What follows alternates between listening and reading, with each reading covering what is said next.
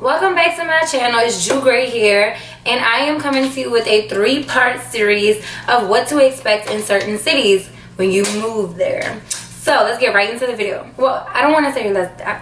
I always say that.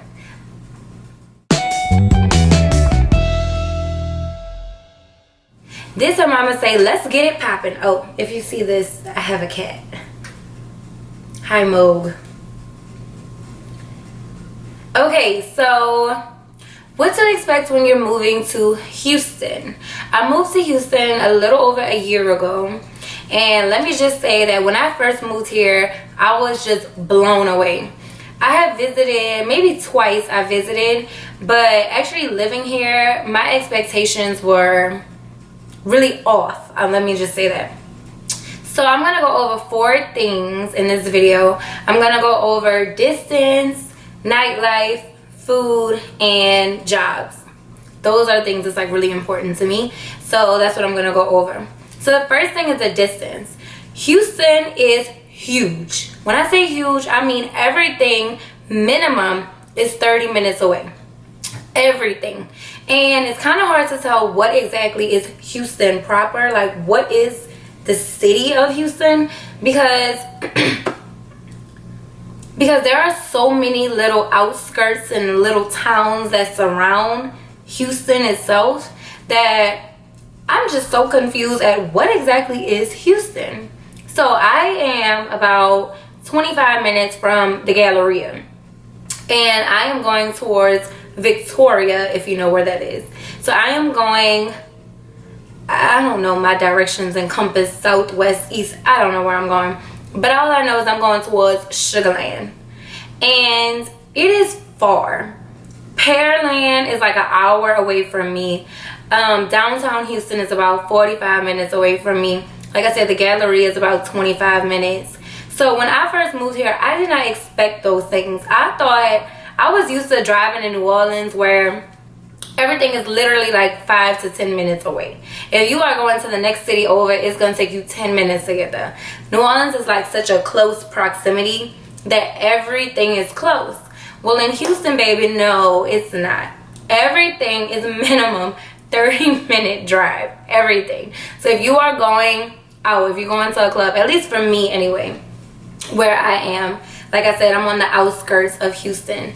And even like Stafford and Missouri City, all of those are like little outskirts surrounding Houston. Be prepared to sit in traffic, be prepared to drive far, and be prepared to be tired. So the next thing that I want to talk about is the nightlife.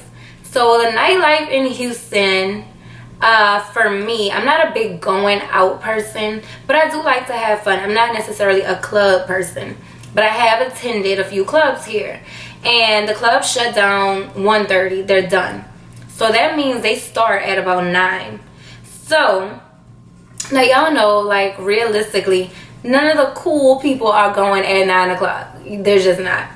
So people go to the club still late. They go around 11:30, 12, and then they leaving at 1:30. To me, I'm not about to pay to get into no club to be there for an hour. I'm just not. It makes no sense to me. So I'm used to New Orleans, where you go out at like 11 and you're going home at like 4 or 5 o'clock in the morning. Like, that's nightlife in New Orleans. Well, here, nightlife is going out at 9 and being like, everything is shut down 2 o'clock. There's really no food places that's open. There's really no after hours spot unless you go to the strip club. So that's just not my cup of tea. So nightlife is not really a thing that I participate in. I'm more so like doing stuff in the day. I like going to like arcades and festivals, stuff like that. That's more so my thing. And I haven't really found any festivals out here or like things to do in the day. A lot of things is clubs and, you know, night parties and places like a Prospect Park, where it's cool, but for me, it's just not my cup of tea. I will say that. So I would say the nightlife out here is like a 6 out of 10. I'm gonna say that. Then the food. Okay, so there are so many New Orleans style food places out here, and they are not authentic. I have not found a place that is really authentic New Orleans food.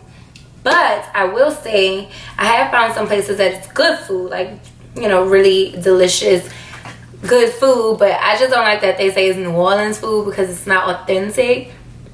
And I think Houston is known for barbecue. And I'm not a big barbecue person, so I haven't really gone to any barbecue spots. But I've been trying to figure out, like, what is Houston's thing? What is, like, New Orleans is known for their seafood, their jambalaya, red beans, stuff like that, like good comfort food.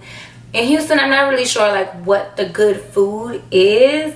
Again, when I lived in California, the good food out there was Mexican food. Like, I love the Mexican food out there. Here, I feel like I'm just getting what I could get as far as, like, seafood, and New Orleans food is just, like, kind of subpar. So I'd say the food is like a 7. But what really brought me here is the money. What really got me to Houston was the opportunity, the unlimited opportunity that lies here. So when I got here May of 2016, the end of May actually, Memorial. Is that Memorial? Yeah. Memorial Day weekend, I moved.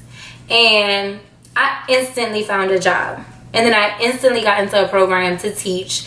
And then by August, I had landed my first teaching job. So from, I'm going to say June really, because like I said, Memorial Day was like the end of May. So from June to August, that 2 to 3 month span, I was working at a retail store. Shout out to my cousin. And so from that point, I was working like as soon as I got here, but then I got into a program to get my certification to teach.